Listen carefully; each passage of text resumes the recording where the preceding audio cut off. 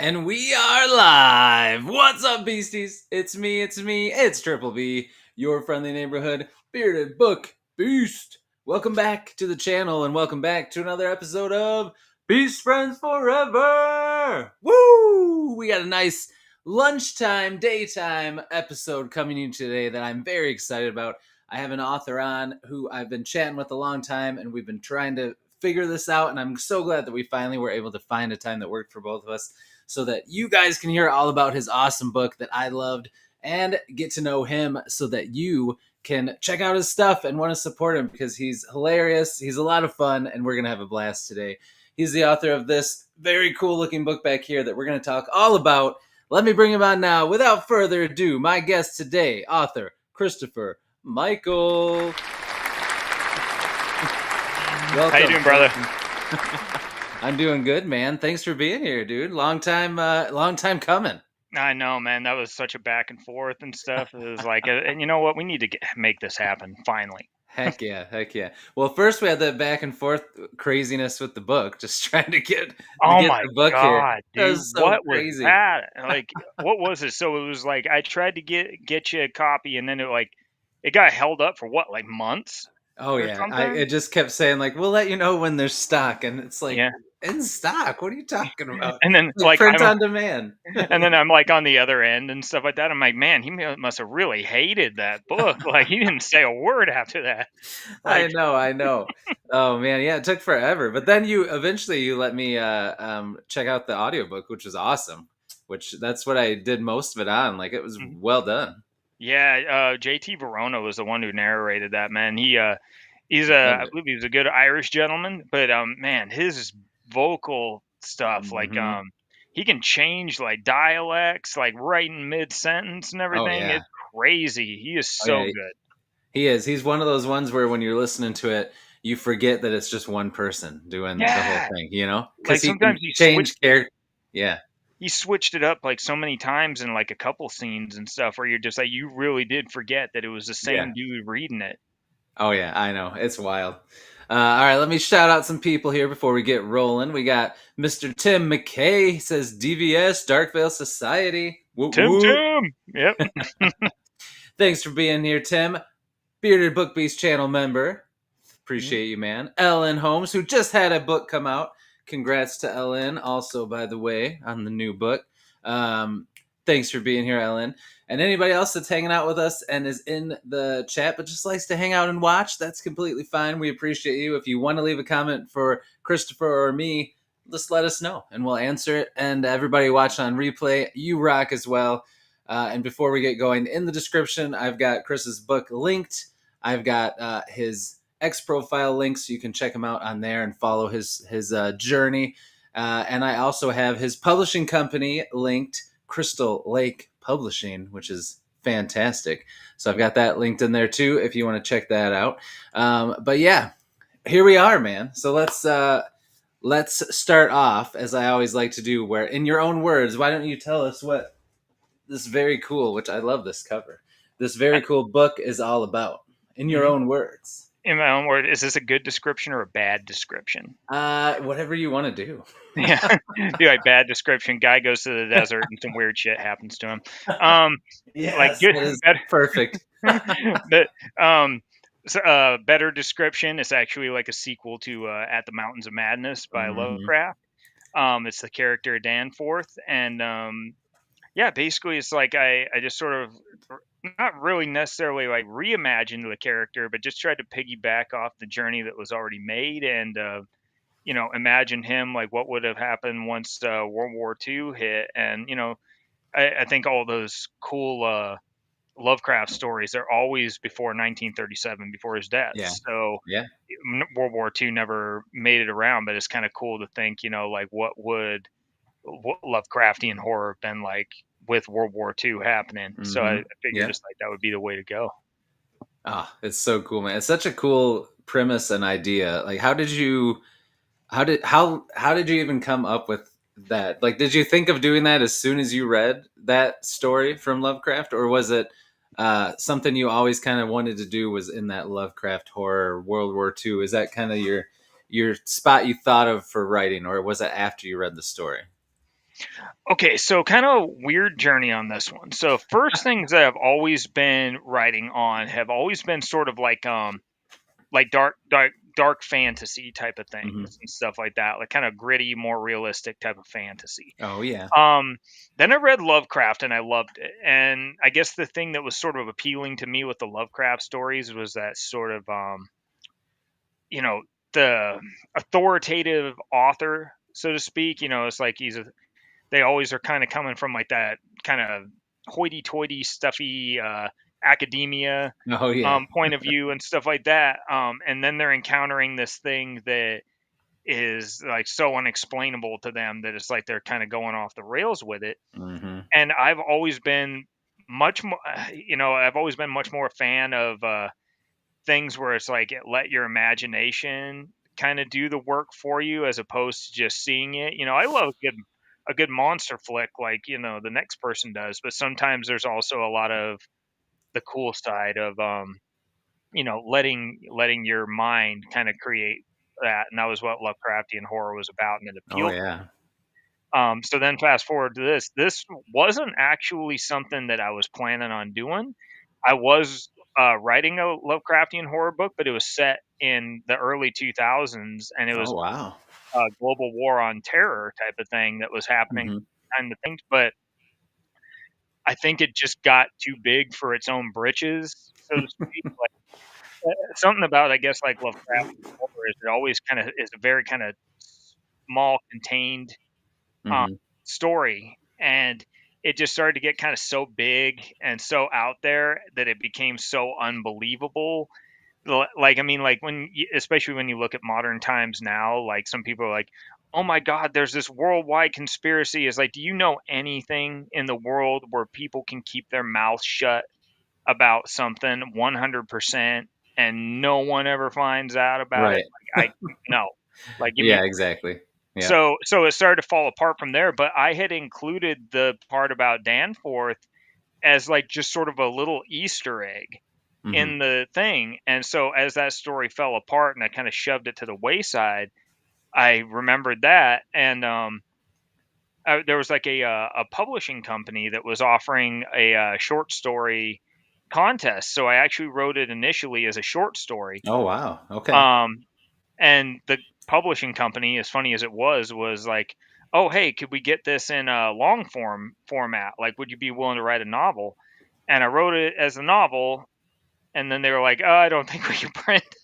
I was like, Oh "Wow, thanks geez. for that." After all that. Yeah, thanks for like letting me know after all that effort that you were just gonna Right. freaking ram me. Like that was great. Um, Lovely. but since we have the ability now to like self-publish, and I self-published and just kind of ran from there, and I had already at that point had the ideas for multiple multiple books Hmm. for it and stuff, because I mean it's World War II, it's years in Oh the yeah. making, so You you got got so a lot of much. ground to cover. Yeah. Hmm. That's cool, man. I didn't know that it started as a short story like that. That's pretty cool. How did that change go? How did it go from condensing it all into a story and then having to expand it back out to a whole novel? Oh, dude, it was so condensed. There are parts, I guess, maybe when you kind of read it over now, like in kind of hindsight, like I read it over and I can see where some parts are a little bit padded, to kind of Mm-hmm. give like a little bit more depth to that Right. scene. And then there's a whole scene with like the interrogation of the not that Nazi SS Yeah. officer and things like Hmm. that. All that I added all of that in. There's so much stuff that got Oh added yeah. in Okay. later that and some of those things that connected more of the lore. Like at Hmm. first, it was just more sort of like like I guess like not even novelette. I guess maybe like just kind of Yeah. a short form short story that was basically just sort of like a journal entry almost on like what he was doing. And then I just Yeah. had to take that journal entry and be like, okay, what would this be like if I expanded it into an Yep. autobiography? Interesting. Yeah. Mhm. I mean, that's interesting to me that it was that you had to expand it out and fluff it up a little because it never really felt like didn't feel like there was a ton of filler or anything. I can see what you're saying when you say that, thinking about it if you had to Mhm. add stuff in, but it always felt like I feel like it was it's kind of like in the beginning you had to kind of set the stage and set things up and help people understand, especially because I actually had never read that Lovecraftian story, which I always wanted to, but I Hmm. never had. So it was, I kind of liked how in the beginning you kind of set things up.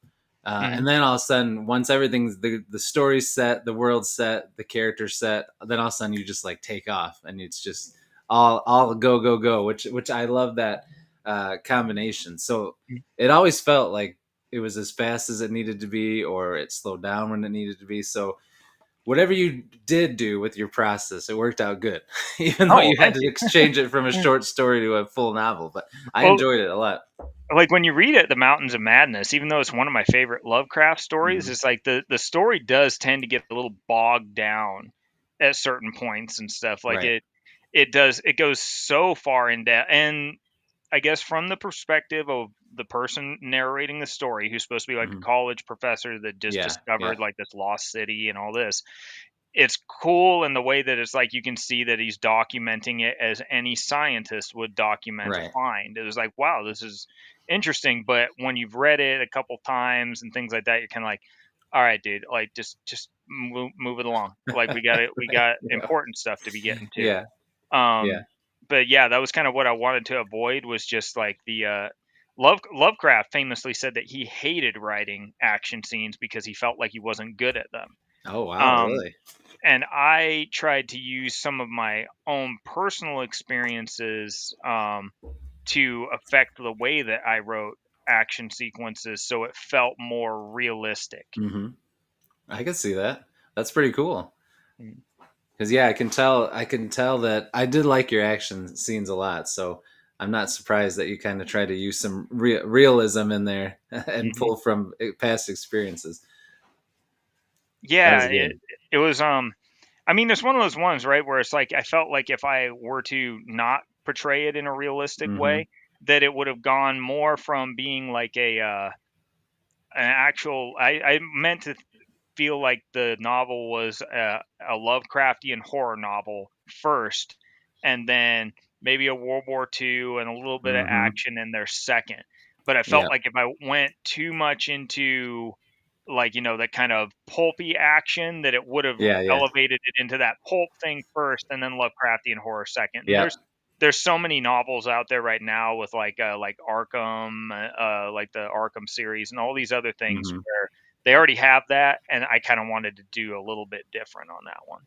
Oh yeah, for sure. Mhm. J.R. Carell is in here, another awesome author. He said it's like Eaters of the Dead, loved it, but when it's written, yeah, yeah. Oh, that's Crichton though. Crichton loves writing stuff from like that Oh yeah, scientific point of view and everything like that. oh yeah, he definitely did it for sure. I love Um, Crichton though, man. He's oh, a me too, man. I want to. I mean, I love Jurassic Park, obviously, but mhm. there's so many of his books I still haven't read that I'd love to go back and read. But Man, they're so like he's they're got, I feel like it's like they're we still have not gotten the full um portrayal of Jurassic Park on screen, even though it's like they seem to mhm. be trying to constantly grab small Yeah, bits from the books and put them into the each hmm, movie. There was so much in that book that just did not get portrayed on I screen, know. Yeah, and the book was kind of scary. It was like it I would say was. it was like more of a horror book Yeah, with dinosaurs in it than it was like this hmm, kind of goofy action and stuff. yeah, But I yeah. love It the was first very Jurassic Park unsettling. movie, man. Oh yeah, me too. The first It movie was definitely the best by it's got to far, be for one of sure. the probably that I think to me Jurassic Park has to be in the top 10 movies of all time, just because of Oh, how it affected me as a kid seeing it and oh stuff. I yeah. was like, I know. Well, I mean, look at how good it looked. I mean, you it still look still now, looks the good. the T Rex and the Raptors, they look better Mhm. than some of the new Jurassic Park movies they're still making. Yeah, It's my crazy. mom and dad even said like when like the T-Rex like came through the fence and started coming out, like I Oh, mean, I remember being in the theater and like the steps were like making the theater rumble and the oh, roar and oh stuff, yeah. and like my parents were like, "Dude, your jaw was like dropped open." I, Oh yeah. I was like, "It's a dinosaur on screen for real." Like, I was like, "This is insane." I know. Gosh, I think any kid, and especially if you were like, I loved dinosaurs when I was a kid. I'm sure you were the same. Who Like I didn't? remember getting the big dinosaur books and trying to learn about them, and then you go see that movie, and it's just like, it was there. Like, it was like there was an actual dinosaur, like, in front of you. It was so cool, but Oh, it was so cool. that's why I'm so disappointed in some of the newer ones that have come out I because I know. was like, "This looks like garbage." I know. I haven't watched the last. I didn't watch. Is the new one out? The new one's out already, right? Yeah, it I haven't was. watched that, and I didn't watch the last one just because it Yeah, was like, But did you all watch of the them. last one? Yeah, I took my son to see it and stuff like that because he loves all things Oh Jurassic yeah. Park and stuff, but Hmm. yeah, like, I was just kinda sitting there a couple times, like, just, like, rolling my eyes, Come like, I was like, on. "My god, we really lost, like, this much freaking originality at this point." Oh yeah. Mhm. This cash grabs, at this Oh, yeah, point, and the unfortunately. kids love But it, that's the thing, oh is yeah, it's like they yeah, love kids that love it. Yep. that pulpy action type of Hmm. stuff, so, Oh like, yeah, I'm for sure. like, I don't get it, but I know, I know. Who knows? You never know. Kids like what they like. It's Mhm. just and plus it's different too because you Oh, you yeah. look at all the stuff that's out there. It's just kids just find different things entertaining. Well, Whereas I like, here's a question for you. It's like, uh huh, what's a movie that you saw as a kid that you just thought was like the bee's knees? You thought it was the tip. It was the greatest. yeah, And then you yeah. watched it as an adult and you were like, I shouldn't have rewatched that Oh one. man, that's good. That's good. I was thinking about that the other day. Flight of the Um, Navigator was one for me. yeah, I that's a told my really good sons one it was gonna be actually. I told my sons it was gonna be great, and I was watching it, and they were just like, "Oh, this is cool." I was like, "This is the stupidest thing I've ever seen. What was I thinking?" Like, I know, I know. I would say like when I was a kid, I loved the Dark Crystal, and I thought it was so like oh my god, it's so scary and cool. yeah. And then when they came out with that sequel thing, my son wanted Mhm, to watch it, so we rewatched it. I'm like, dude, it's so good. And I was mhm. kind of like, Ugh. Yeah. I mean, it's I still like nostalgic, but it's like mhm. stuff just doesn't always hold up, It's like you just you're sort of like, "Let's just keep that in my childhood as a memory." But that Yeah, sequel to yeah. it was badass, though. It was, man. I'm I'm so bummed they didn't keep going with that. I know, I'm so disappointed in Netflix It for was really canceling that. good. Of all the Yeah, garbage Netflix puts out these days and I stuff, and they know. had to I know. I cancel that feel one. like every streaming service, just like regular TV, the channels, like anytime something really good comes out, it's like they like get rid of it Yeah. so quick. Like, they're Like, just like, what the "Oh, heck? we'll just put, like, this slop and this slop and this Yeah. slop." It's Like, like, oh, it's "Oh, not everyone getting really enough. liked this?" It's like, "Ah, Yeah. Yeah. just get Forget rid of it. that." It can't connect with everyone in general enough. Mhm. It's only this rabid group of people, so let's get rid of Yeah, no, it's like, even though it. everybody loved it. I know it was good. I agree. I think we got on this because you're talking about pulpy and Sorry. action, and Yeah. I think you did do a really good job with that because it does have that vibe, which I love, especially if you're going to be in that time frame. That's kind Mhm. of the pulpy fits, Yeah. but it did have that atmospheric kind of like building dread and horror and creepy stuff with it. So I think it was well done, man. If that's what you're going for, you nailed it for Well, thank sure. You're welcome. All right. So before we get into the cover, I want to hear all about the cover because I love it and your journey just to writing a book in general. I want to focus a little more on the book. So this says volume 1 on it, and Yeah. you talked about how you have a lot of ideas. Do you have an idea, like rough ballpark, how many books you think will take to tell this story? Probably about Or 5. 5? Okay, very cool. And that's Danforth's his story is 5.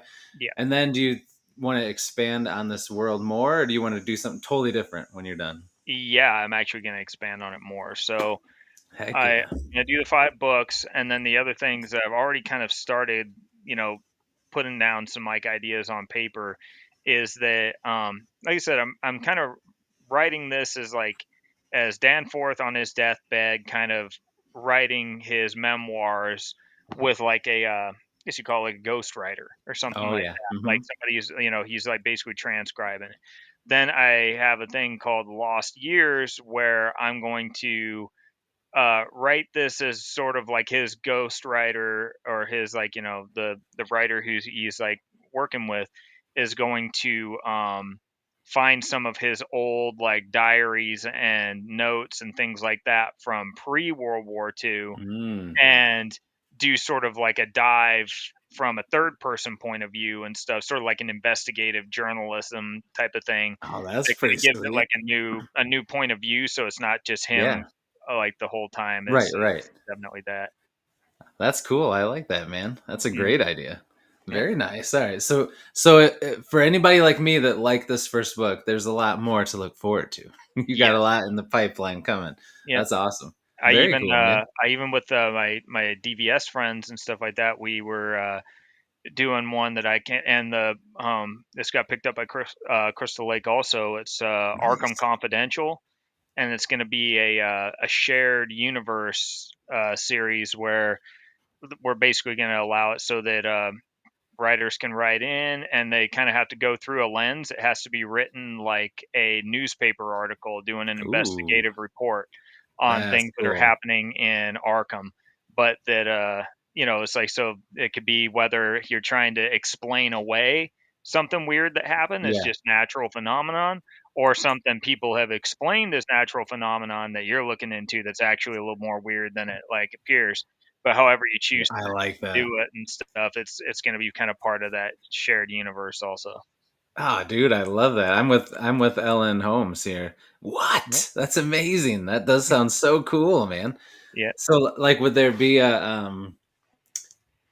continuity kind of thing, or is it just going to be all separate stories but in the same? No, that's what I'm going to be kind of trying to hash out, and it's going to be hashing out with Crystal Lake too. Is Yeah. a sort of a series Bible that once things have been sort of like published, Right. we need to kind of establish those things as continuity. Right. They Like need to they're exist. Yeah. yeah, because they're going to be going through and finding like the really good ones, and then once those things exist, you once you've written on them, you either have to piggyback off of them, think of something Right. new, but you have to, you can't glaze over Right. somebody Yeah. else's story and stuff, because then that's when things start to get those continuity errors Yeah. and Yeah. stuff like that.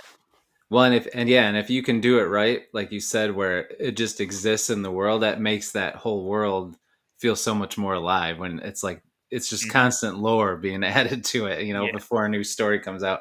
That's awesome, dude. Yeah, and I'm trying to set most of it like it's supposed to be the style of the newspaper is supposed to be kind of like a 1950s Mm, investigative newspaper, and all the stories they're investigating are basically pre like World War II yeah. type of stories that happened in like Arkham, or Oh just I man. guess you could call it like Lovecraft country as a whole, like that big Oh, area dude. where Lovecraft said his stories.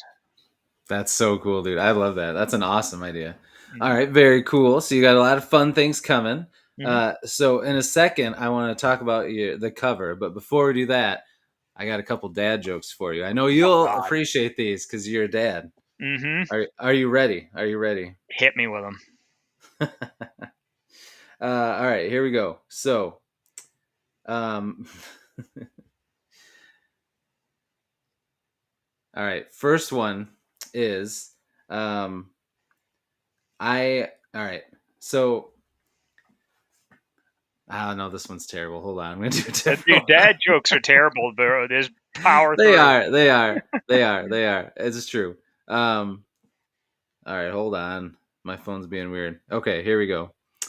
All right. So, do you know why I never trust my vacuum? Why? Because he's always just sucking up to me. Oh Lord. I know it's rough. It's rough. All right. See, I told you. I'm like, I'm just gonna do it anyway. Yeah. All right. All right. Here's the other one. Here's the other one. Yeah. So before I got into teaching and books and writing and all this stuff, I used to be a banker, but then I Mhm. stopped doing it. You know why? Hmm. Because I lost interest. Oh. I Oh. was never a banker, actually. I just in case anyone thought that was true. Oh, Brr. that was rough. That was rough, dude. I know. I got to find the worst possible ones, man. I almost did this one. I thought this one was pretty good too. It says, I challenged my shadow to a race the other day, but I always win. My shadow's always one step behind. Oh, all right. Let's Oh. talk about this cover, man. Let's talk about this cover. Okay. This looks awesome. I mean, I got this beautiful hardcover, of course, Oh. but Okay. it looks good on anything. Hmm. So tell me about how this cover came to be. Like, how did you who did you work with for it? How did you come up with kind of the design?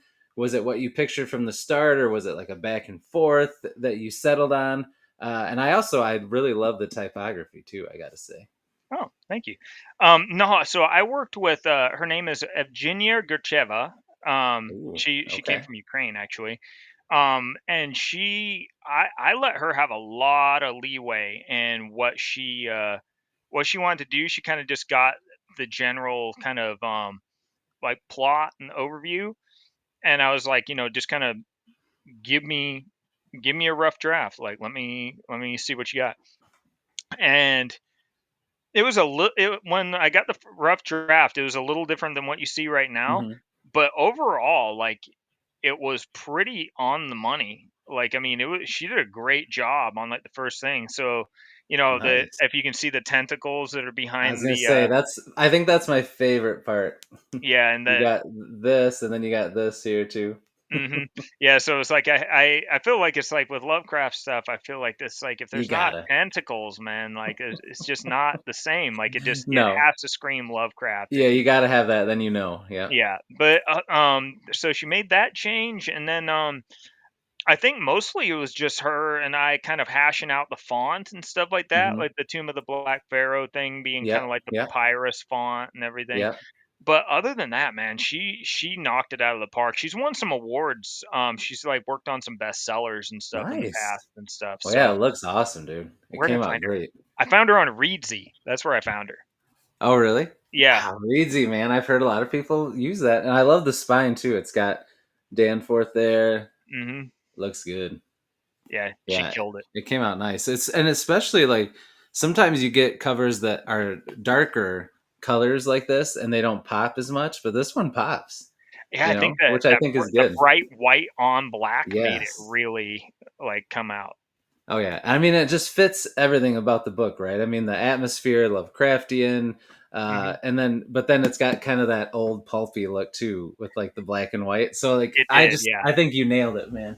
I think it looks good. Thank you. Yeah, the Nobody's next. gonna pick that up and be surprised when they start reading it. You know what I mean? Mhm. Like it's like yes, this is what I picked it up for. Yeah, and I know there's like the publishers already because they pick, I independently got it and Hmm. then just got picked up by Crystal Lake, but they're already talking about that they're probably going to make a new cover. Oh Um, really? yeah, Wow. so I sent them, which is funny. Like if they do new covers for this one and the next one and stuff like that, that's going to be a thing where that second cover then will not see the light of day probably and stuff. I So know, that's going to and be it one of those looks ones. good. Yeah, and it's like the second cover. It's like the second cover excites me. Like I when I Yeah. see it, I'm like, shit, that looks so cool. So Well, if I it mean, I doesn't get guess used, I know that's hard. I Yeah. might just have to, especially since I paid for it. Hmm. It might just be one of those ones. Maybe I can just use it as like some promotional Promotional, material yeah. or something like that. Yeah, But yeah, yeah. I'm sure you'd have to, because I mean, it's all going to be new to you now, having like a publisher that you got to like, figure things out with. But I'm sure you could answer use the this to. one and the second one to as publishable, or I cannot say it, promotional. There we Yeah. go. Stuff for sure. But first of all, that reminds me, we need to say congratulations for getting picked up by Crystal Lake Nuggets United. Doggy clap. Yeah. Thank you. Yeah, they're a really good company. I really love their stuff. They're I guess you'd say they're more kind of like an indie publisher, Hmm. but I mean Hmm. they're highly regarded in the horror circles and stuff. So Heck I yeah. think that was one of the things I was the most excited about was I was like I wanted that with these books, it was like I didn't want them to get accidentally shipped to like the wrong audience. It's like Oh I've yeah. talked to so Hmm. many authors that sometimes it's like they put it out and then it's like it ends up accidentally going to like different groups or something like Hmm. that. So maybe they wrote a horror, but then like some like people in like a political thriller group picked it up or something, and Yeah. then they're suddenly like, "What is this?" And it kind of gets shit on a little bit or something like Yeah. that. Yeah. Yeah. Yeah. So I wanted to make sure that it's like, people who are fans of horror got this Hmm. book. I think um maybe some espionage and thriller people would probably find it Yeah, entertaining too, but I really wanted to make sure that it's like people who were fans of Lovecraftian horror were the ones that I was mainly focused on getting it to. yeah, yeah, yep.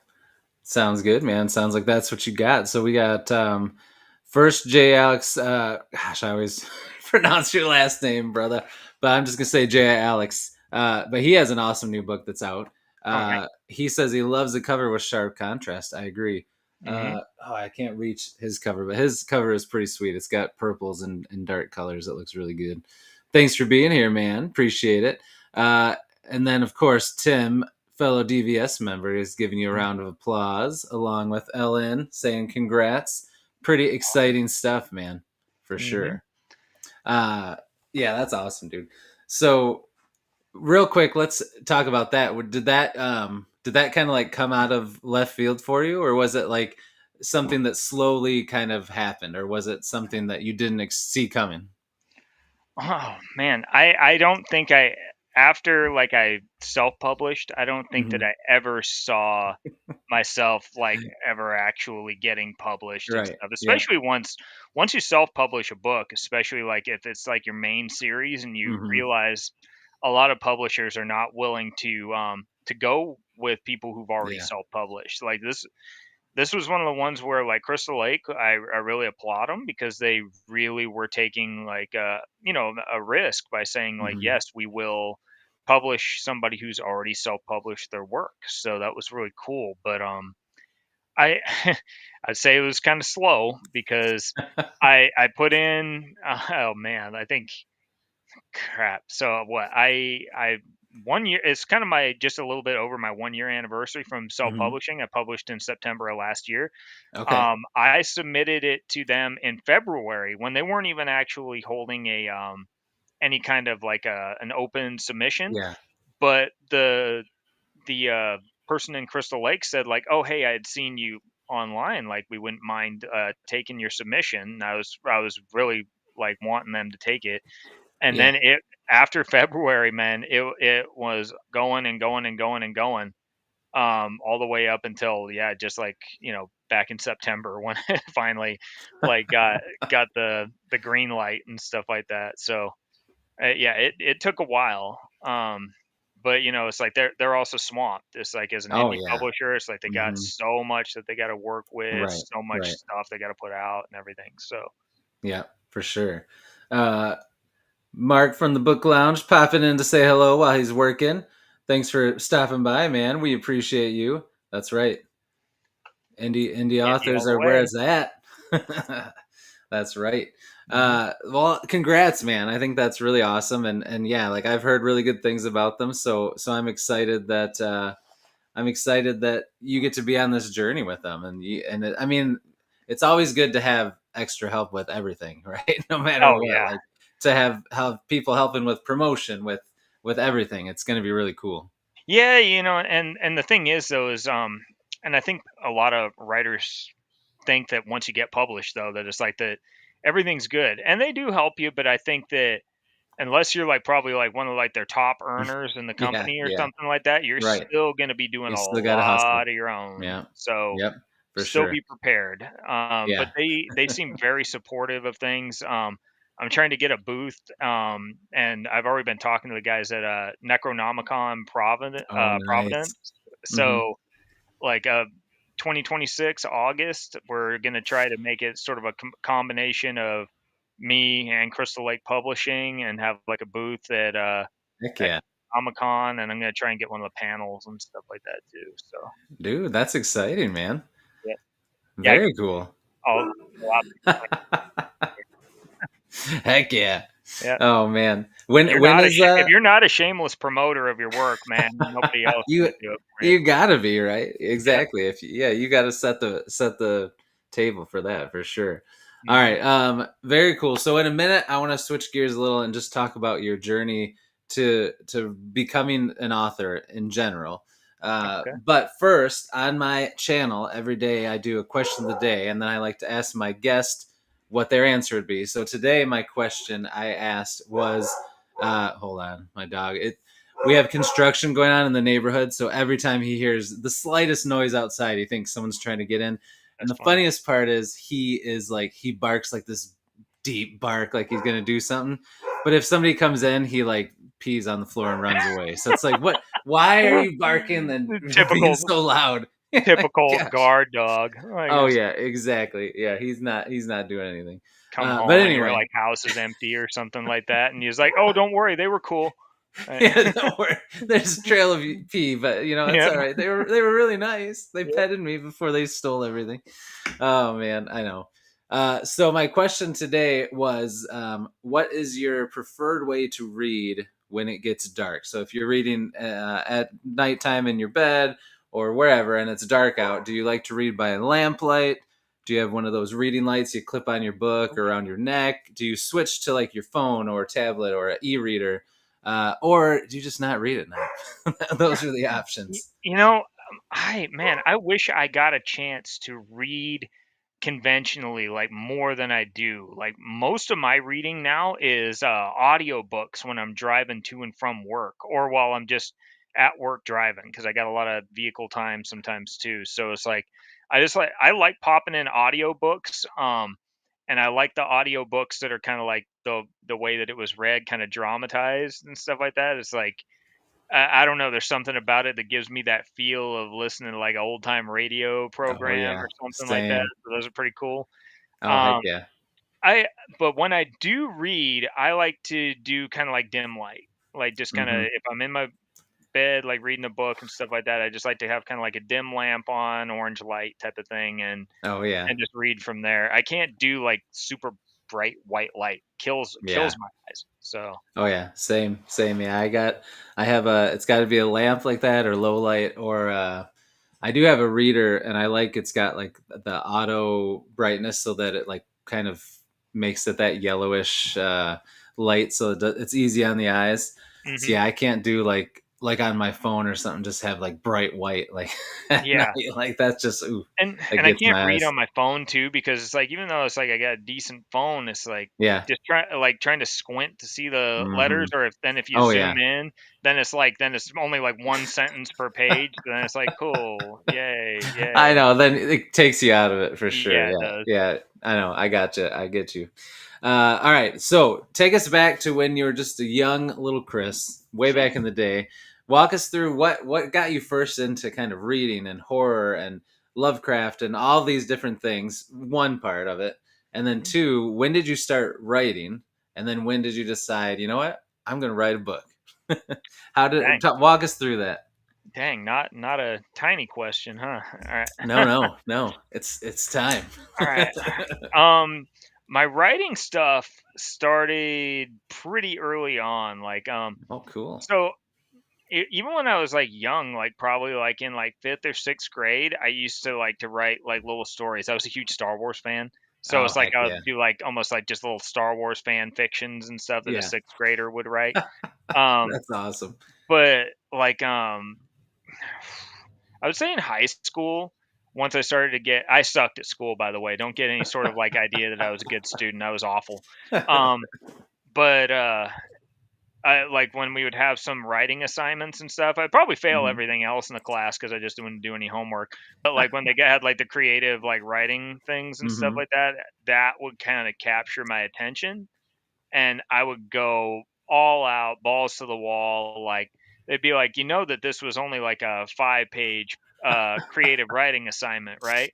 It was like, yeah, but you know, 100 pages isn't gonna Here's hurt. a Here novel. you go. Yeah, it was like I couldn't just put my that I kind of Yeah. idea onto 5 pages. It's just Mhm. not possible. Like Right. so, but um, that kind of got me into writing, and then like I said, I was always kind of a fan of like kind of the fantasy thing, not people are gonna get mad at me, not the hoity-toity high fantasy and stuff, but you know a little bit more kind of gritty Yep, yep. and I love the gritty fantasy too. yeah, I it's know what you mean. definitely yeah. But so then I got into the military and I started kind of like transferring things where I was writing still writing fantasies sometimes, but then I would also write things that took place in kind of like a military type of setting or Mhm. stuff like that. The horror thing, honestly, is like I always liked horror, but up until the Lovecraftian one, I hadn't really written anything Mm. horror related and stuff like that. This was really kind of a breaking new ground for me. But I kind of did it more out of I was kind of having some like PTSD, and you know needed to find a therapy and an outlet for Mm-hmm. where I was going with my life and stuff like Yeah. that. And then I was also having some things where, like, over a few years with my current job, the PTSD kind of combined with like some job dissatisfaction. I mean, I was being left sitting at my office sometimes, just not going out, doing what I was supposed to be doing, and like all that stuff. And then I just decided to kind of get back into writing. I was like, if I'm, idle hands are the devil's playground, right? Yep. So it's like, okay, well, then put them to work. And I Yeah. started writing, and then it just sort of like grew and expanded from there. That's awesome, man. That's cool that that you realized you needed some kind of outlet. And you were right. Ellen said she's so wounded by that high fantasy comment, but she said, "You do you. It's Yeah, as okay." long as And you don't I, trail off into elf smut, then I think it's okay. right, Right. right, right. Oh, that's good. But yeah, it's good that you realized you needed an outlet and that you thought about your situation at the time with your job and realized, hey, I've got this time. I might as well go Yeah. after this thing, you know? So, Hmm. and I'm glad that you did because you made something pretty awesome from it, man. Yeah. It's just now it's one of those ones where it's like now the job is so busy that like I'm like, okay, well, now Now you I wish you have like had that find time. time. Yeah.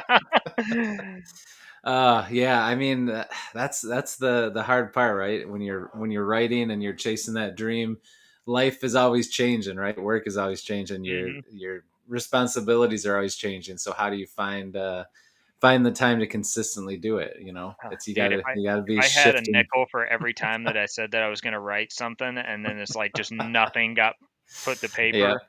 Hmm. Like, what was it? That meme was so perfect, where it was like the one from Friends, where like Oh yeah. it's like Phoebe and Joey talking back and forth, and they're like, right, right, the Yeah. the damn book, write the damn book, do more research or something like that. It's just like, oh no.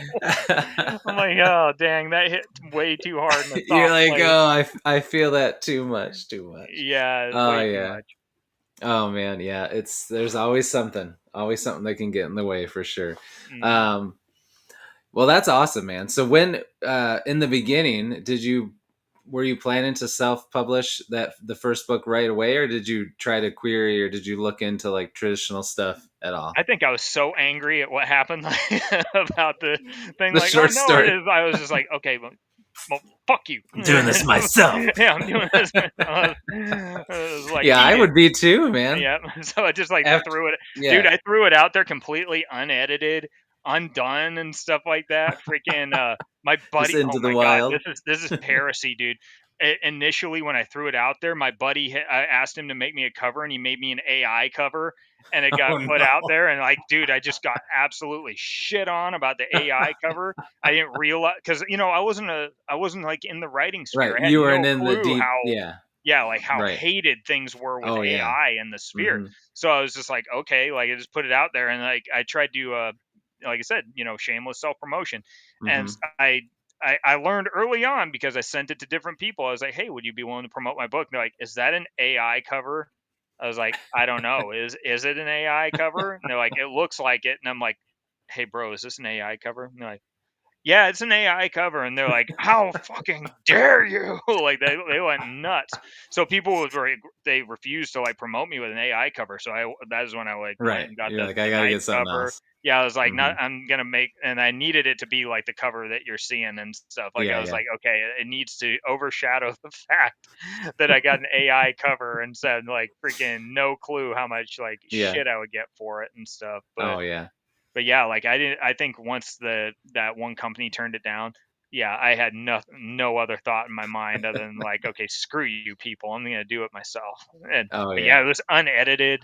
It's if anybody reads it and thinks it was a little over padded right now, if you read the initial draft, man, like I even have like a copy of it now and I read them like, holy shit! Like, thank God I took all of this crap out. Like, Oh, that's how we learn, though, right? yeah, You just you figure things out. That's how you do it, and you learn from it all. So that's good. That's good. yeah, thank God. Oh man. All right. Well, um, I'm glad that you went on that journey, man. I'm glad that you have this book out. You have all the awesome things to come. So that's fantastic, dude. And as somebody who's wanting to write themselves, and I know that there's a lot of people that love watching stuff on BookTube and watching these interviews, and they have the same dreams and goals that we do. To see somebody push through and do it, I think is inspiring to all of us. So, and especially, you've got a family, you've got a job. Like, people can find so many reasons to not do this, but you Hmm. did it. So I think that that's awesome, and I think that your story can inspire a lot of people, man. So Yeah, keep doing what you're doing. Keep at it. Find that time. absolutely. All right. So next, I got some questions about your writing process. I always love to Ooh, hear how okay. different authors do different things, do the same thing but different.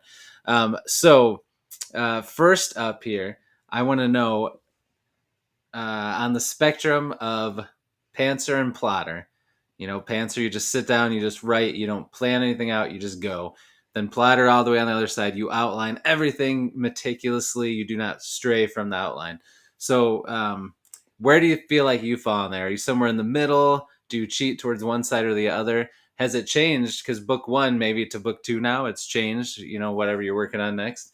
So, where do you fall with all of that?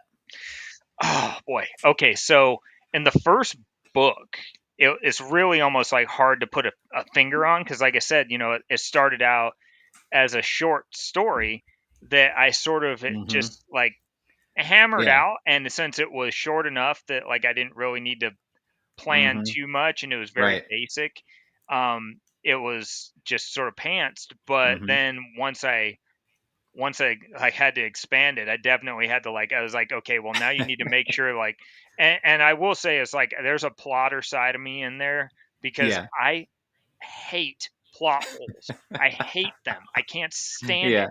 And Hmm. and it's like I don't think that you should necessarily like make it so, it's like there's like everyone knows everything about Hmm. everything. Hmm. But, Yeah. it's like but you shouldn't be so glaringly obvious with a plot hole. Like if it were a movie, I wouldn't want it to be on like Critical Drinker and have him like doing the thing where he's like, "And why did this happen? Don't know," Yeah. or something like that. It's just like That's pretty good.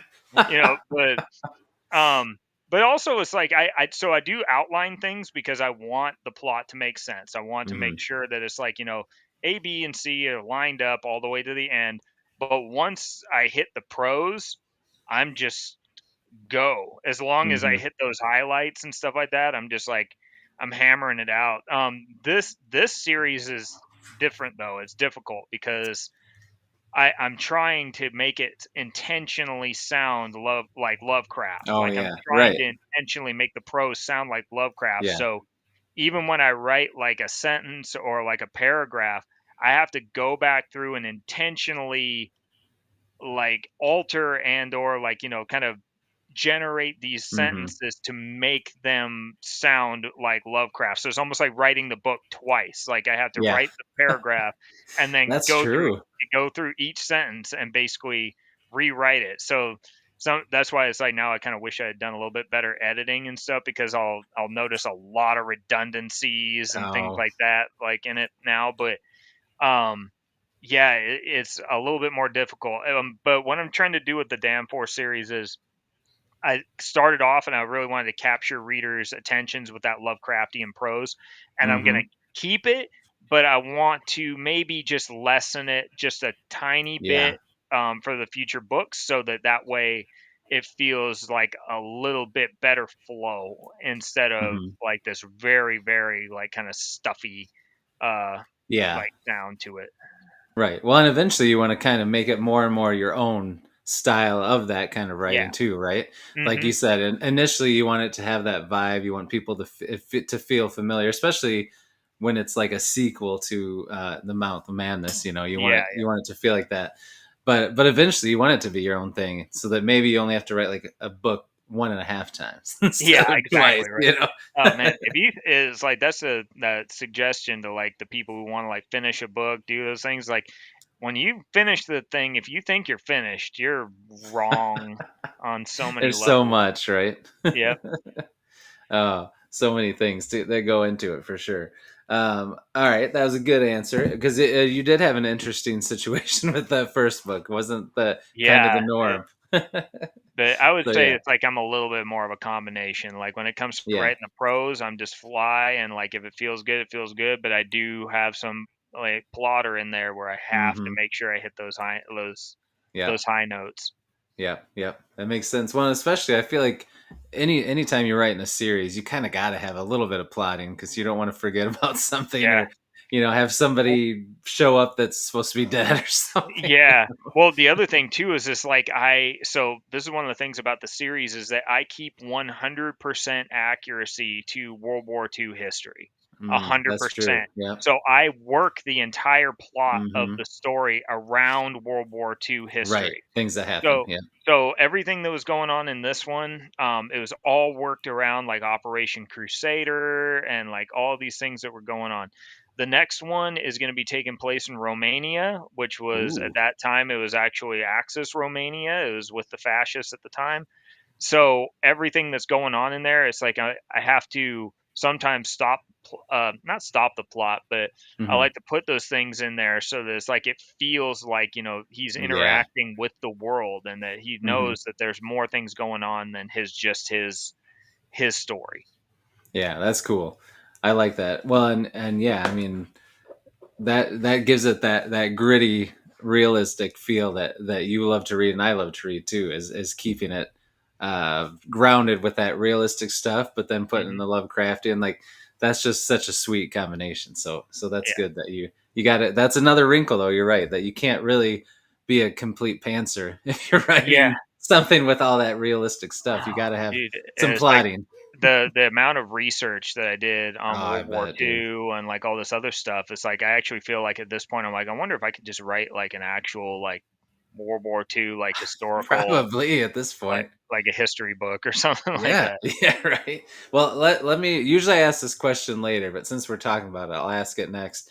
Is how did you do most of your research? I mean, Google, everything's at your fingertips, but a lot of people like to look through books or they have people in their life that are experts on things. So, did Hmm. you use kind of a lot of different things, or did you Everything. use Google a lot? Everything, yeah, Oh yeah, well I mean there's a lot of Google. Yeah, it's like yeah, yeah. on at this point it's like if it's online it's just gonna it Oh, just makes you can everything. find it so quick. But also it's like you got to cross reference. It's like I Yes. would say World War II is probably the most heavily documented Hmm. event in human history. I mean, it's like there's things where it's like they have a historical record of what like some general in like the Italian army was doing at like any given moment. Like it was like Right. if you went to take a piss, somebody was documenting. So it was like it's kind of one of those ones where it's hard to get around. Oh yeah. Um, but you also it's like you got to be careful because there's also some bad history out there. There's I mean even nowadays it's like you're seeing things like revisionist history, Oh yeah. people who just didn't do very good at research, like old history that like you thought that maybe this happened, but now evidence is showing that this happened. Yeah. And Yeah. so I kind of try to take it from multiple angles, multiple sources. I'm almost doing it like you would say like a college paper would do and stuff. Like like having to pull and cite from Oh sources and yeah. stuff like that. Hmm. Yeah. Yeah. You have to, with like you said, when you got that historical piece, you kind of have to make sure you're, because yeah, you can Google stuff, but you got to make sure that it's factual before you say it And is. it's not even just this. Like there's the big parts that are factual. I Yeah. try to keep it factual to like the lowest level. What Hmm. weapon would he have? What jargon's he going to be Oh using yeah. when he talks to? How did and he's Oh yeah. in the first book. It's the office or sorry, it's the coordinator of information.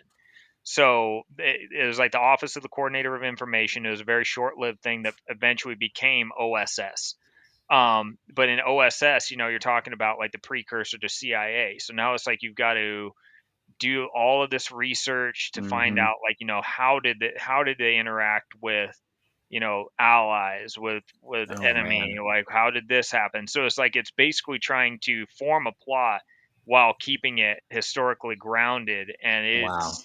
it's hard. It's definitely Yeah, a man. trick.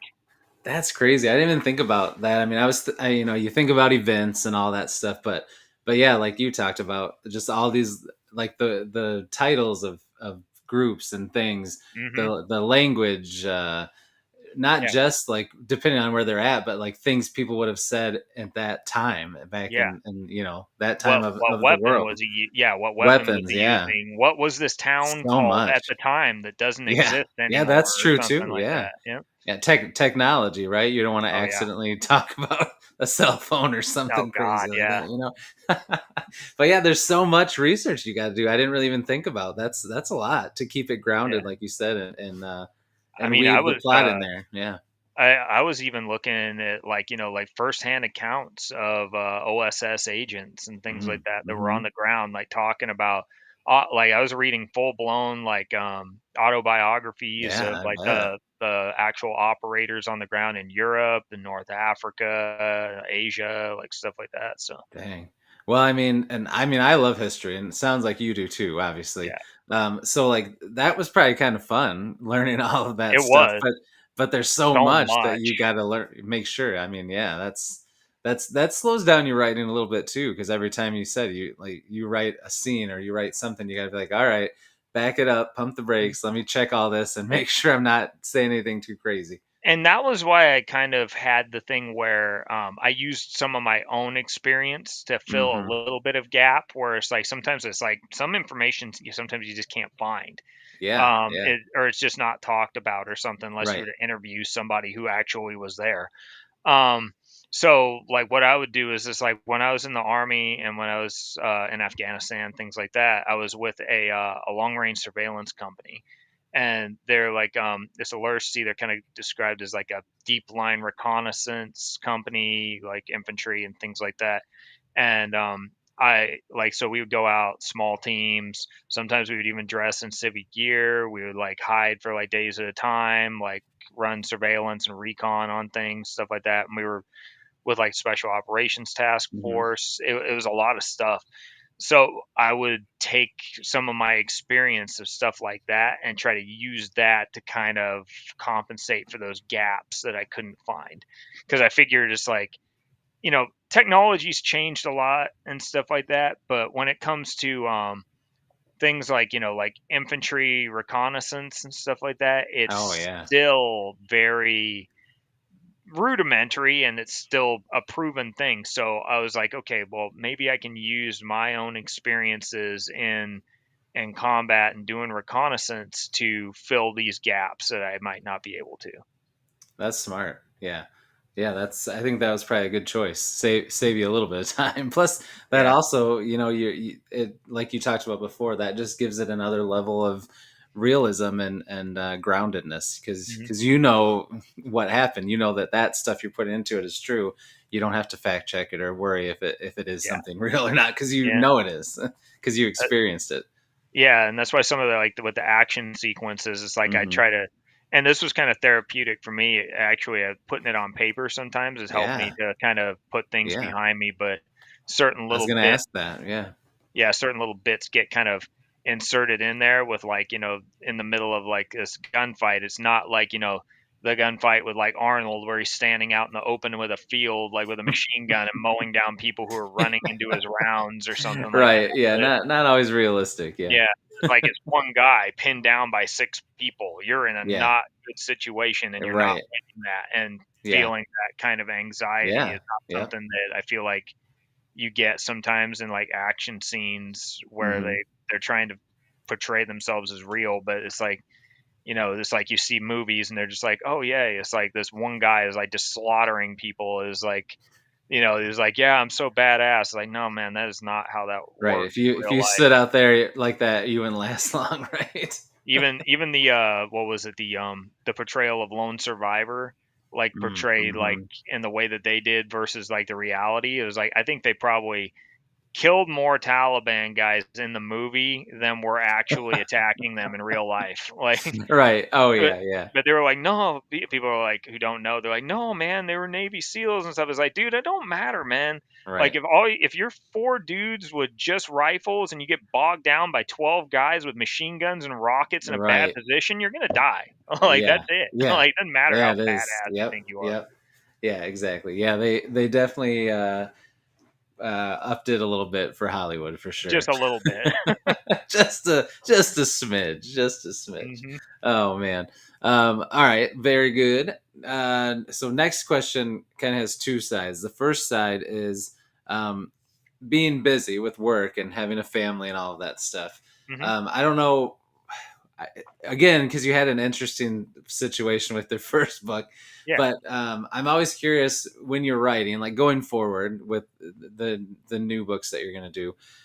Do you feel like you're somebody that is going to set goals for writing? Like, I want to write so many words a day, or I want to write so many words a week, or so many words a month, or are you just like, I'm just going to do my best to write every day that I can with life the way it is, I'll get there. Yeah, it's the second one, bro. Yeah, I feel like that's what It's you the got to second do. one, especially since it's like like it, whether it's my job or whether home and stuff, it's like I never You never know know. what's going to happen. Yeah, Hmm. and even sometimes it's like even when I sit down, sometimes it's like the thoughts are just not coming. Like Hmm.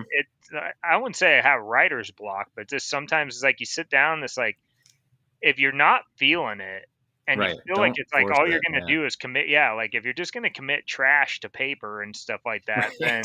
then it's not really or if you're just gonna babble a whole bunch of stuff, you're just gonna Hmm. replace later on anyway Oh because you yeah. feel like it's subpar, then Right. sometimes it's like it just yeah, I just try to do it when the mood hits me. And then Right. there's sometimes when I'm like, oh my gosh, like the spark hit and I stuff. got So to it's like write. I just grab my computer and I just start hammering some stuff out. If I can't hammer out paragraphs, then I at least hammer out an outline for what Yeah. just popped in my Oh head yeah. because like sometimes it needs to be. But yeah, sometimes I'm just like, "Durr," and like that's it.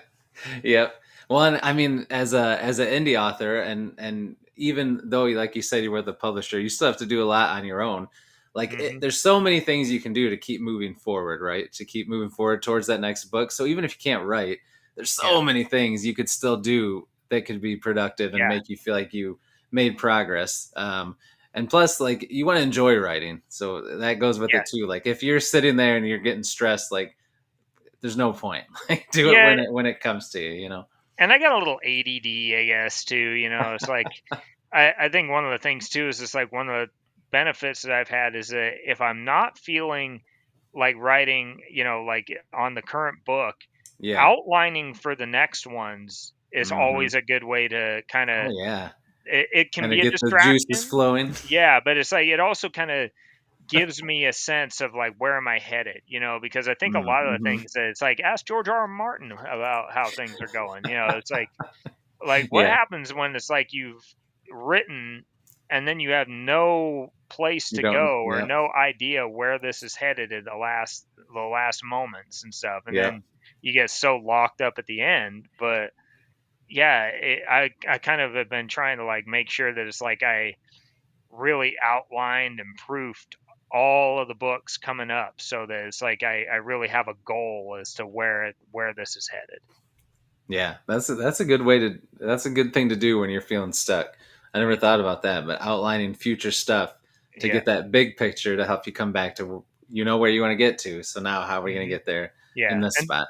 And don't let it overwhelm you. It's like Hmm. don't be like, "Oh my god, I have so far to go. I don't." Yeah. Be like, dude, just shut up. Like, just don't worry. Like, think out your ideas. If they're good ideas and you Yeah. want to put them to paper, then put them to paper, and Hmm. like make sure that you know where you're going.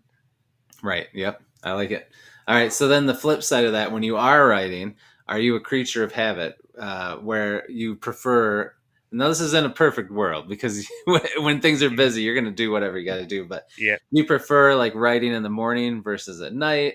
Do you have like a spot you like to write, like in an office or at a desk, or do you like to go somewhere and write? What about those? Do you have preferences if in a perfect world that you Yeah. prefer to Um, do? It really kind of depends. So some of the work I said, like I did it like at my office, like Yeah. on the computer and stuff. I'm probably, not getting paid to do that, but it's like whatever. Um, Yeah. but it's like there's also times when it's like I can actually set moods too to get my writing going. Like I Hmm. remember once it was like I was going up to Miami, kind of near where I'm at, and I was going to be there for a couple of days in the hotel Hmm. room. I was like, okay, well, I'm not a party animal. I don't do that crap anymore. I'm not Yeah. going down and getting like shit faced in the hotel bar. I'm not going to spend a bunch of money out on the town. I'm not going to hang Yeah. out with the dudes that I just spent 12 hours hanging out with because I don't want to see your ugly faces in my office. So, I Yeah. was like, okay, so I'm gonna use this time to write, and then it was cool. Like I got my computer. I shut off like all the lights, and I actually bought these cool little like electric candles and put them on like the shelf. And then I took the smart TV that was in the hotel room and I turned it to like a YouTube thing with like ambiance where it was like Oh wow, thunderstorms and like that's all pretty that stuff. So, sweet. yeah, so like I was like surrounded by the atmosphere that I had like created, and then at that point I was just like I Going was in the crazy. zone. I was out. So it was like once I That's an could do awesome idea. yeah. Like That's pretty create cool. that's the thing is like if you can take that time and have that time to yourself, think about like what mood you want your story to Yeah. be and then create that mood in the room with you. And I guarantee it's like it you will Gonna be flow. off to the races.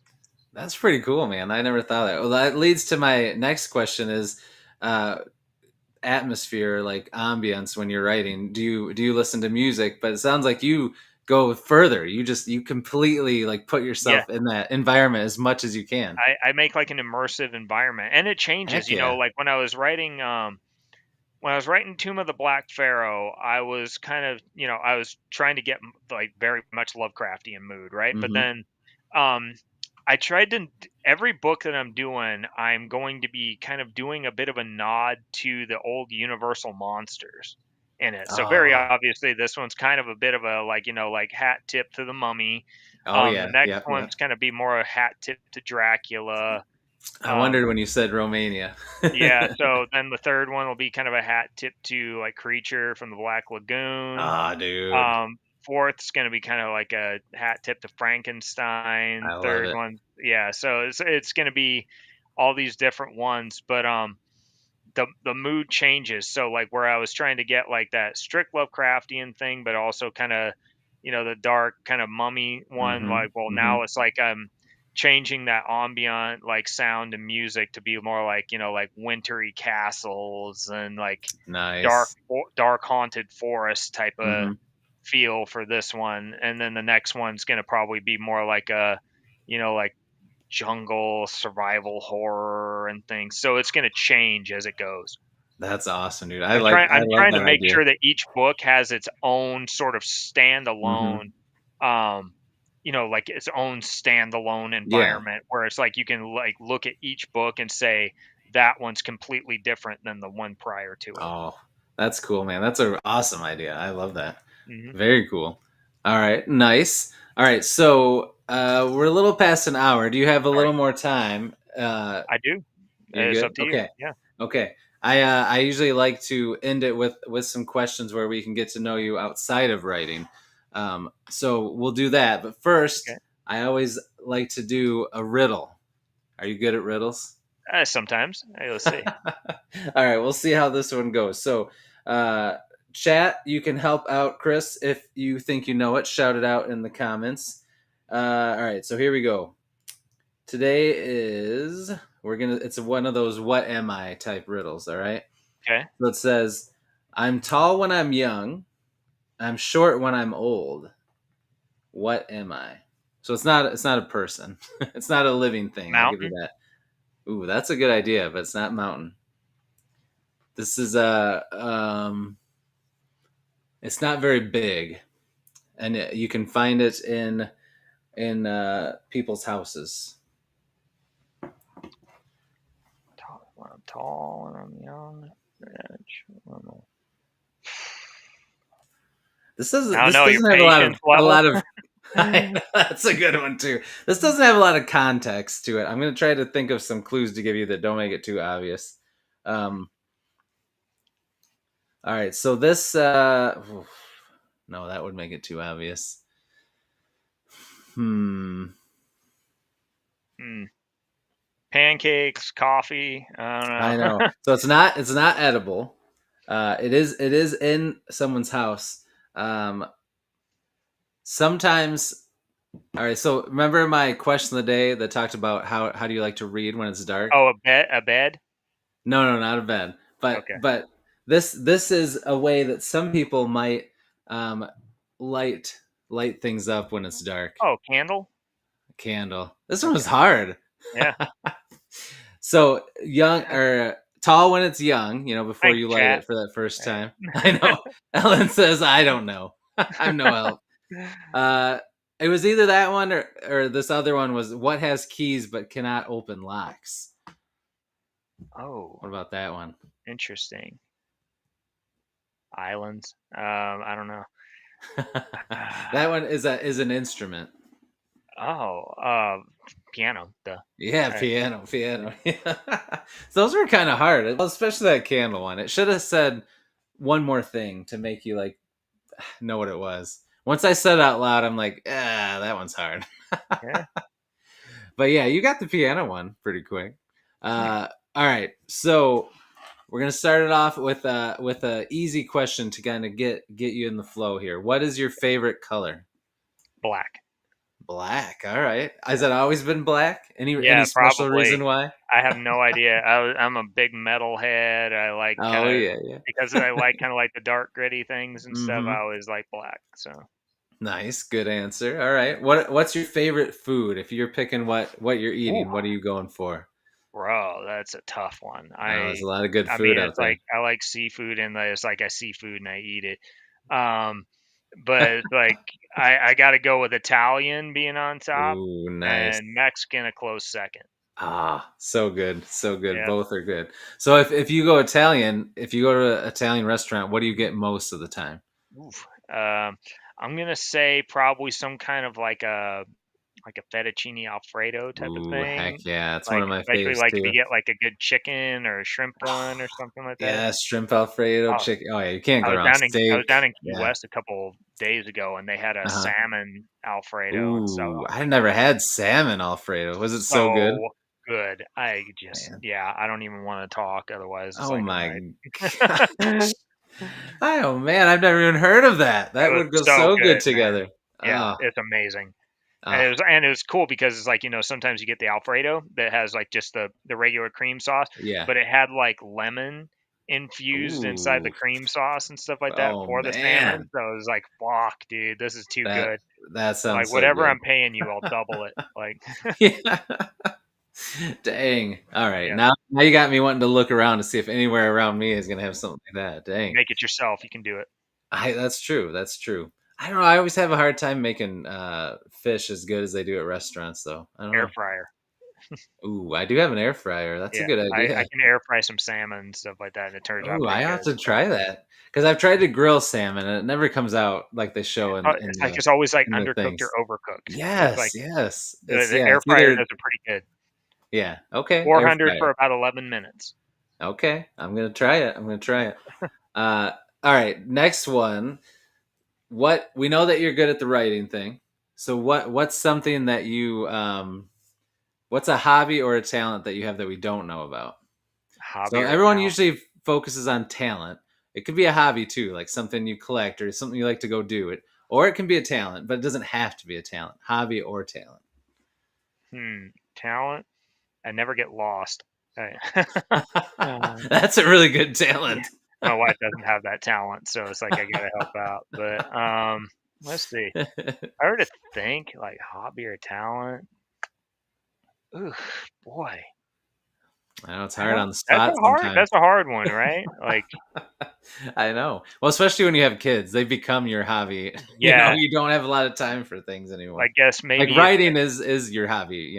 Well, I not think anymore because maybe you're that combination of like the not getting lost thing, but also just things where it's like I have I'm very, very good and skilled at my job and what I do. I That's guess good. that's That's good. kind of it. But it's like I don't know, man. That's a toughie. Like you said, you got kids. I know you don't have a They lot of become time. your oh, useless information. I have Ooh, tons of it. nice.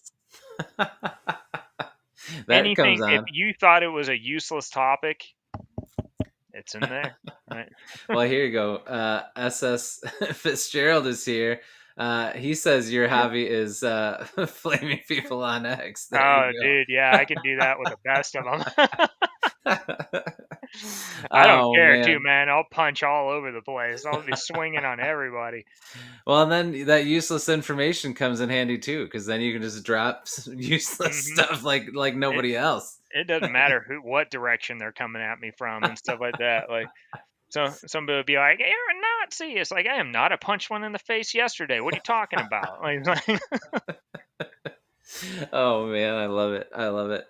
All right, always entertaining. That can be hmm your talent too.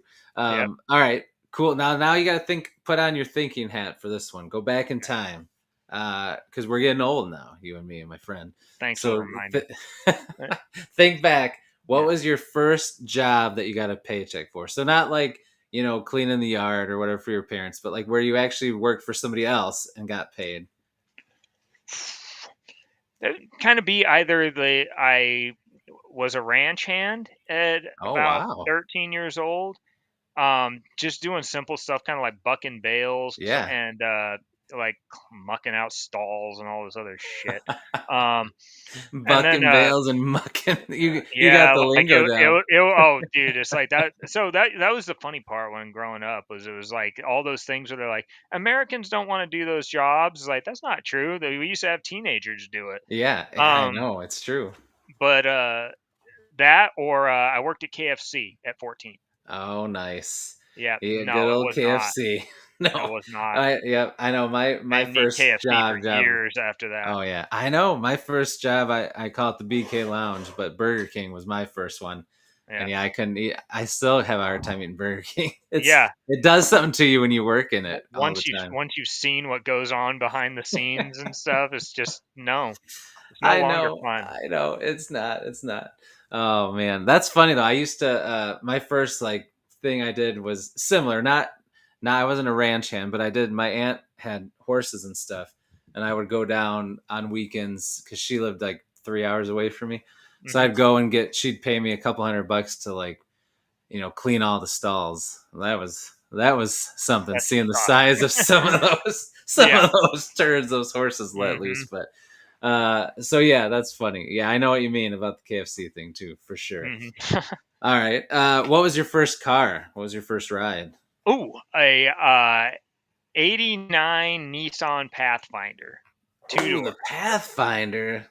I Yep. gotta look up a picture of this so I can. It was a blue one. It was the two Okay. door '89 Nissan Pathfinder, and that Oh yeah, here we thing. go. Let me Yeah. find a blue one. It was what?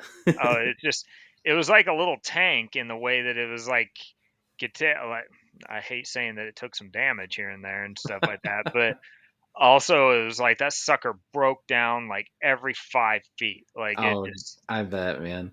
those early Japanese imports sucked. Now they're like Oh freaking yeah. clockwork. Like that shit runs like a freaking nobody's business. But Right. yeah, like in like the '80s models of them and stuff like that, it was like, oh my god, man, what is happening with it? Was it a like a darker blue or a lighter blue? Darker blue. They look kind of like that one. Oh, dude, I think that's it. Yeah, with the little freaking There we notches in go. the front and stuff like Oh that. That was yeah. it. Those I remember thinking those were pretty sweet looking though back It in the day was like even the kids at school were kind of like, "Oh, that's pretty cool." Like when it so was yeah, running. yeah. When it was running, man, because I grew up in Montana where it was like Oh the yeah. the actual paved roads only took you so far, and then everything else was dirt roads. So it was like Yeah. your shit just shook apart. Like it didn't Oh stop. gosh, man, I bet. Yeah. Yeah, because dirt roads are rough on cars, and if that's Oh, what you had to always drive on, I bet. yeah, especially with like the washboards in the road and stuff like that. Oh Like if you yeah, hitting man. them, it's just like brrr, like bouncing your vehicle all over. Oh man, yep, yep. Ah, all right, nice, nice. Okay, next question. Were you ever a gamer? Were you ever into video games? Oh yeah. Oh yeah. All right. Yeah, What were you, I still PC got or it. console? I'm a consoler. Okay, me too. I still got an Xbox Series X out there right now. Nice. Very So nice. I Okay. I I like games, and it kind of, it sucks. It's like I'm disappointed how little time I get to game and stuff, I because know. Same. I still love them, but it's like even when I have time to sit down for myself and do something when nobody's around, I hate saying this, like I still can think of other things that I could do more important than the gaming, I know. and I so know. it's sad, but it's like, man, I'm what would you call it? I'm paying it forward. I made my oldest son complete Legend of Zelda: Ocarina of Time, the Oh, 64 emulator, before I let him do anything else. So I was like, you need to learn on a classic before you can yes. appreciate what you have now. Oh, that's awesome, man. Yeah, yeah. I know. I'm the same. I would love to play. I got a PS5 and my son has a Switch, but now he's 16, so he's doing the PS5 all the time, and it's just Yeah. like I see him play all these games I've bought because I wanted to play them, and he's Yes. like, it's like a weekend or on Mhm. Christmas break, and he's just beating all these games. And I'm like, Yeah. oh, I My remember when I thought I'd play that. mine's playing the Switch also, and it's Yeah. like, yeah, it's funny. My wife bought the Switch for me, and it was supposed to be mine. I can't Yeah. think of the last time I touched that thing, I and know. I but know. he's just walking around all the time, like just Oh like yeah, just going going to and you're town, like, like playing. I'm like, ah, will you put that thing down? Like, gonna run into a wall or something. yeah, exactly. Or it's just like he's Oh gonna grow man, roots in the couch or something. I don't know. I know. But and whenever I see my kids play video games, I think back to like that sweet time, like in between kind of middle school and high school, when you were Mhm. old enough to appreciate the freedom you had in the summer, Yeah, but you were young enough where you couldn't really have a job yet. Like, yeah. oh, that little stretch of time is just magical. I it was like when I think of like my video game things, it was back when I was probably in about, I'm gonna say, like fourth or fifth grade, Hmm. and my parents got a Sega Genesis, Oh, and I had Sega, loving Sega. so oh yeah, it was cool. And then that was the time when it's like they were making a lot of those like Sega Genesis games after like your favorite movies. So they would Oh yeah. have like Back to the Future, or like Jurassic Park, or like, all these Oh different ones. yeah. And then they had a Blockbuster Video that had all the games for Blockbuster. rent. Nostalgia, man. Yeah, so then you were like going to Blockbuster and stuff like Yeah. that after going to like Pizza Hut for like a fun like sit down time. Well, and So you then got your book thing. How what was that called? Where if you read so many books, you could get your little personal yeah, pan pizza or whatever. yeah, I forget yeah, what I they're remember. called. Book something. I Oh can't remember. It's god. book, not Now, bookmark. I can't. Somebody, if you're in the comments and you know what we're talking about, let us know because yeah, there help was us a out name here. for it. Yeah, yeah. So it's like if you read all those books and stuff, and they signed off, yeah, Yeah. it was like you got like a free Yeah. personal pizza. But then you could go over Yeah. to like to Blockbuster, and you could rent the game, and it's like, hopefully like some Ah. cocksucker didn't like rent it before you or something like that. But Yep, yep, yeah, that happened quite a few times. yeah, I Then know you it's try so to bring it so back, and they disappointing. think you're being shady, and it's like, no, I got it. You gave it to me like this. Mhm. Yeah, or it'd be one of those things where it's like, your parents didn't always let you go to Blockbuster. It's like money was Oh money. yeah, You yeah, had yeah, the hard times. So if they let you yeah. go, that was like your time when I'm like, okay, sweet. They're gonna let me rent a game because they don't want me to be a Oh couch yeah, potato, but they're gonna let me do this one time. And then you get there, and it's like the game that you yeah. wanted was like checked out. It's like, son Like son of a gun. yep. I know, because games they didn't always have like 10 copies of every game like they did in movies. No, They had no, like not at maybe all. two if you're lucky. Mhm. Probably just one. And then So there's they're always some always dude that keeping got them there like a week before you. past due. Yeah. Yeah, yeah, that's the worst. They're like, well, let me see when it's coming back. Oh, it's a week overdue. It's I'm a like, week overdue. It's it's like never coming back. that guy stole it. Yeah. He's not coming back. Yep. Oh man, that's so true. And you know what else is good about those old games? Like for sure Sega and maybe PlayStation 1 or 2, but Mhm. like before they were always updating them. It was like Yeah, that. The game was all there. It was on the thing. You got it. You put it in. It was all it was there. You didn't have complete. to. Yeah, you didn't have to wait for them to fix it after like a I think month or whatever. PS2 was still pretty good. Like when they were coming out with Yeah, disc games. like Um, PS3 was when they started yeah, updating games. yeah, Yeah, like I would later say in it's like the PS3. Xbox 360 and like the Hmm. PS3 were when like you started seeing like they would put out some sort of like buggy, crappy Oh game, and it was yeah, like, and then they would have to patch it later. It's like, dude, I yeah. don't want to pay for you I to give know. me some half-ass attempt and then like patch it Yeah, up. I want the whole I thing. know. Like, what is I this just want it crap? to be good. Yeah, I Yeah. know. It's crazy, crazy stuff. Uh, let's see. Ellen said I always had that trouble with Final Fantasy 7. Oh man, Oh, Final Fantasy 7. That that was was a a good fun one. time. Oh, That was a so fun time. Yeah, that here's was a good probably one. always missing. Yeah, here's a good one. I went downstairs the other day to like kind of unwrap the nostalgia. Mhm. I have a PS2 downstairs, like Oh, one of that's the old awesome. like fat ones, but Yep, I yep. have the original Silent Hill still in its case and the Oh, original Metal Gear Solid still in its case oh also man. with Meryl's frequency on the back on the case Oh, and stuff that dude, you have to that's look so up. sweet. Yeah. I was Oh, like, dang, that man. takes me back. SS says, "What about Stalker 2?" I never played the Stalker games, but I've heard that I didn't Stalker play 2 is Stalker either. busted. Yeah, I've Like, heard that about I that. had one. So this is what got me into actually. A funny thing. This is what got me into like Lovecraft. I played Call of Cthulhu: Dark Corners of the Earth I on always wanted to play that. I never did. it's so good, but it Yeah. gets to a point when it gets so buggy that it actually Uh, it's like it breaks. I ruins it. still haven't completed it because there's one section. I think it's like the ship section where you're on this Yeah. boat and it just starts getting so buggy that it's like Uh, if you do anything wrong at any point or go it just somewhere or do something, crashes out. it crashes the whole game. That's a And then, bummer, man. and then it sucks too because you might they have these little save points, and if you save and all of a sudden just turn to the right or the left and it bugs out, you might as well just restart the whole game because it just Oh, crashed out. But oh yeah. yeah, but it's still probably ranked, I think, as one of like the best horror games Oh ever made. yeah. Yeah, I've always heard good things about it, but that's Hmm. a bummer that it's so buggy like that. Yeah, I wonder It if they fixed happens. it anywhere. Yeah. Who knows? All right. So to wrap it up, I got some either or questions where I give you two options. You tell me which one you like better or you think is better. Gotcha. Okay. So we'll start with video games because we're already talking about it. So Oh you already boy, said console or PC. You said console. So you're a console. console guy. So let's go back. Now you have to pick one. It's gonna be hard. Okay. Sega or Nintendo? Oh fuck. It's hard, isn't it? Yeah, I know that's a tough. Are we talking original Nintendo or Super Yeah, Nintendo? let's ooh.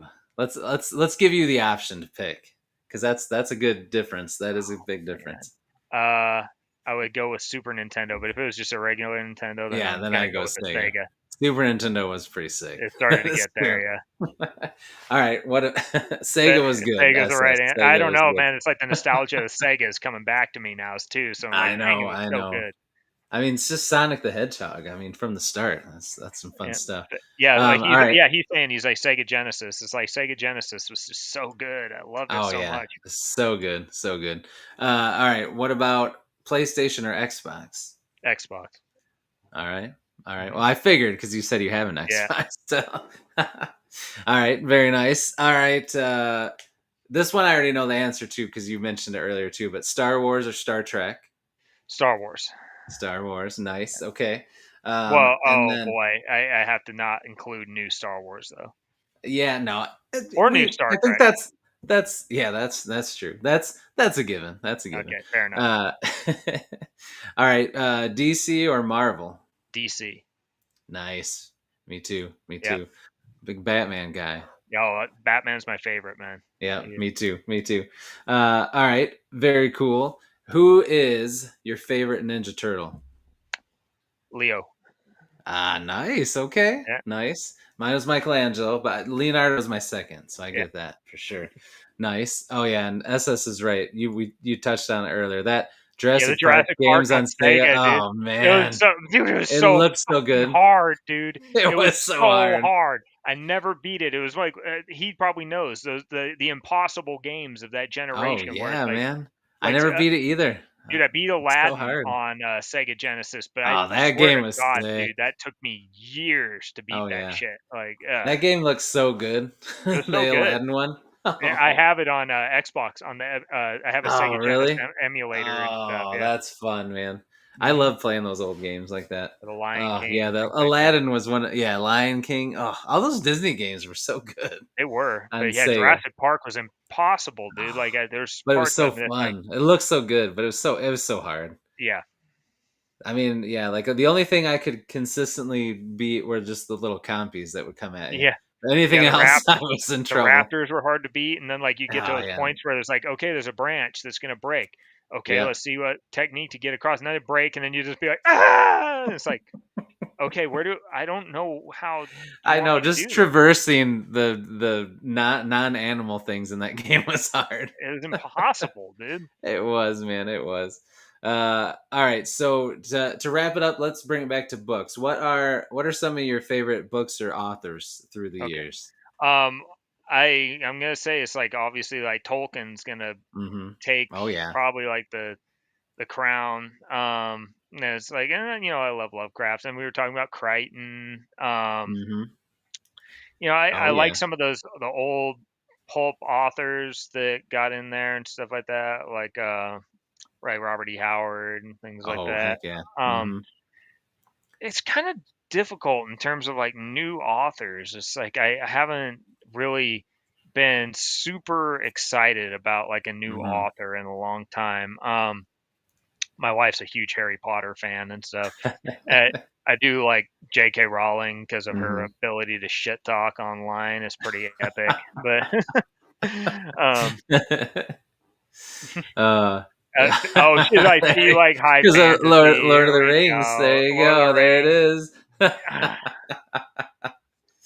Oh Yeah, man, yeah, maybe a little bit, but maybe a little I bit, don't. a little I bit. feel like it's like it got a little for some people. It's like Lord of the Rings was like the original kind of high Hmm. fantasy, but feel like there was to some point still a little bit of grit that it had in there and Yeah, stuff like that. But it has a little bit high of dark high dark in it fantasy, too. man, they went way above and beyond to the point where it was so like glossy and shiny and stuff about everything. Oh It was yeah. kind of like, yeah, I can't relate to this. Right? Oh yeah, for sure, for sure. Mhm. SS says Oh, in his don't little get message, like that.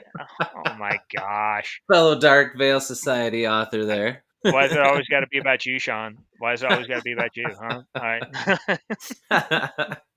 Oh man. All right. Well, this has been awesome, man. An hour and a half just flew by like nothing. It Yeah, was I a know, right? blast getting to chat with you, man. And uh, in a minute here, I'm going to give you the floor to shout out, talk about anything you want to. But I just want to say thanks for coming on. Mhm. Congrats on all the book, on the getting with Crystal Lake Publishing, everything that you have planned. I'm excited to have gotten to chat with you and to be along on this journey to get to follow it along with you. And this is called Beast Friends Forever for a reason, because we're Mhm. Beast Friends Forever now. So anytime you have a book come out and you want to come on, I'd love to help you shout it out. And anytime you have anything going on, just let me know, man. I'm here to help you out for Yeah. sure. So I'll give you the floor real quick to shout out, share anything that you want. Well, Sean's already saying it I and was just stuff gonna like that. say.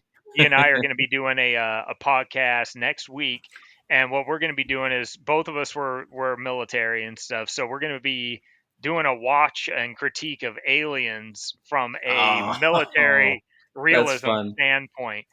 I was like, oh, dude, I was like, I love that movie. I was like, so it could go very well, or we could just spend like hours just shitting on Right, aliens right. or something. I don't know. Yeah. It's going to be real fun That to is going to be do. interesting. Yeah, it's going to be That great. is that's funny because when you watched it, I'm sure you didn't look at it with Oh that no, not a scope for bit. sure. You The just enjoyed it. So you that'll just be enjoyed it interesting. until suddenly you realize like, why is everyone firing from the hip? Like, is it just like like I don't Oh, feel I like can't people wait for started that, man. firing from the shoulder till the mid '90s. But but yeah, like so got that. Got book two that I'm gonna be getting in.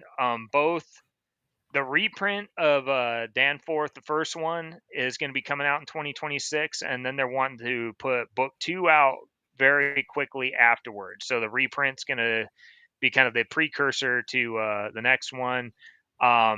August is going to be Necronomicon Heck Providence, yeah. so that'll be on there. Um, the Arkham series, like kind of be on the lookout. Like we already got the stories like collected from it. Sean's one of them. Very He's gonna be cool. in there. Um, yeah, like trying to think.